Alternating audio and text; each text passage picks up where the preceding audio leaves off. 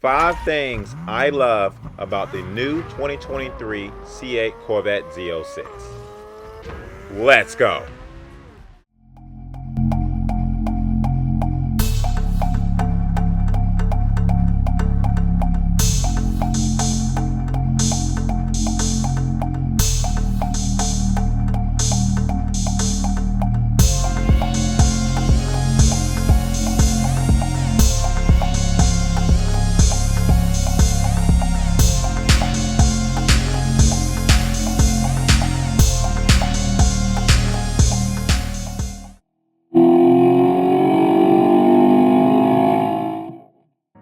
Howdy folks, you on the Seek on the Speed 252 show. Scroll over to the right, click that subscribe button, and join this awesome. What's going on, guys? Welcome back to the channel. Welcome back to another episode of Seek on the Speed 252. I want to thank each and every one of you for pushing that play button today. If you haven't had the opportunity yet to hit that thumbs up button, please do so right now. I would love to have this video pushed up in the algorithms for a lot of people to see. And if you haven't subscribed to the channel yet, then I don't know what you're waiting for. This is one of the best communities to be a part of. I said it myself. And I hope you do subscribe to this YouTube channel and become part of the family. With that being said, I'm going to give you the 5 things I love about the 2023 C8 Mid Engine Corvette. Because it's one of those things where this car is an absolute beauty. I mean, the color is nice. The wheel option is nice.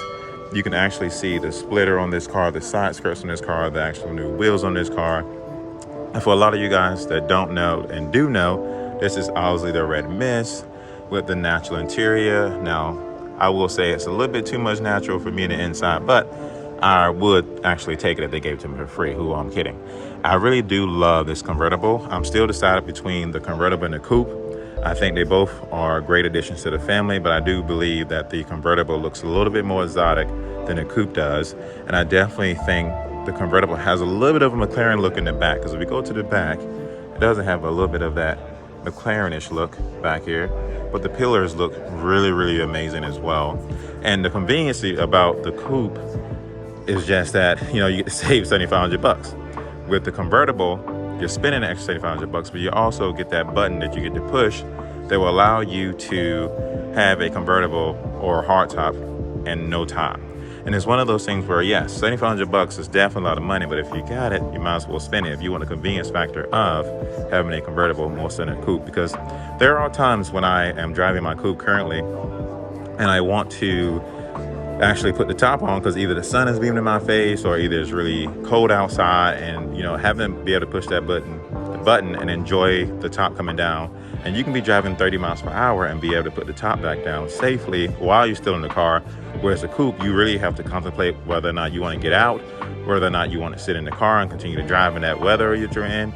So at the end of the day, I really do think that depending on wherever state you're living in, especially if you're in California, getting a convertible is a must, because you pretty much get good weather majority of the time.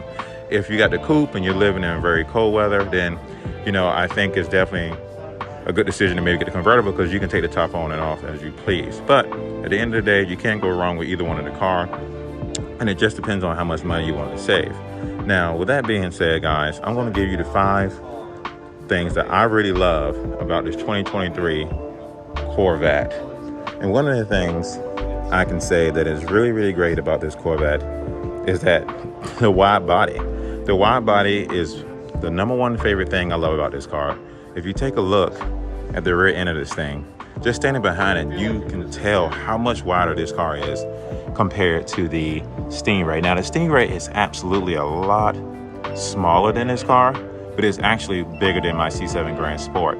So being able to see the C7 Grand Sport, the C8 Stingray next to each other, and now actually the 2023 C8 Corvette Z06 in person, this wide body is definitely something special.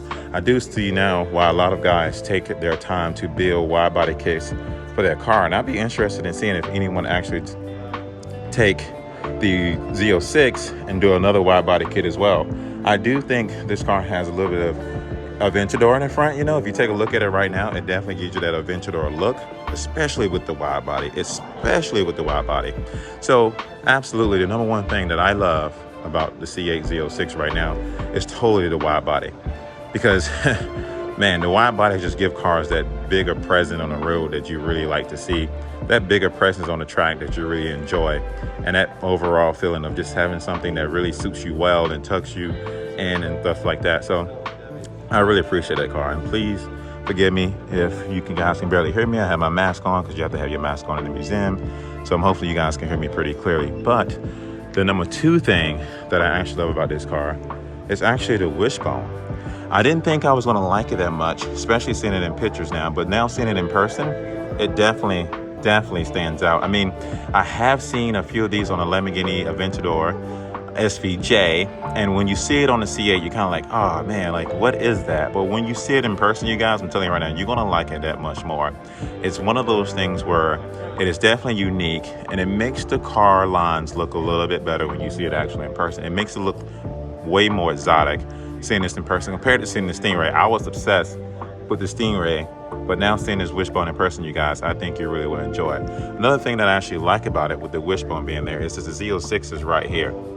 As you guys know in the beginning, the C7 Z06 logo was used in the front, but now this one is underneath here, and it really complements this wishbone exactly how I like it to. So guys, I'm telling you right now, if you see this car in person at some point, and I know the camera doesn't do it justice, even though I got a new iPhone 13 Pro and it's really recording this car to its perfection, you will love this wishbone, and you will love the fact that the Z06 logo is right here instead of being in the front. Because one of those things where you got to change things up sometime and do something different. The number 3 thing that I truly like about the C8 Z06 is back here in the rear hatch, which is the quad exhaust.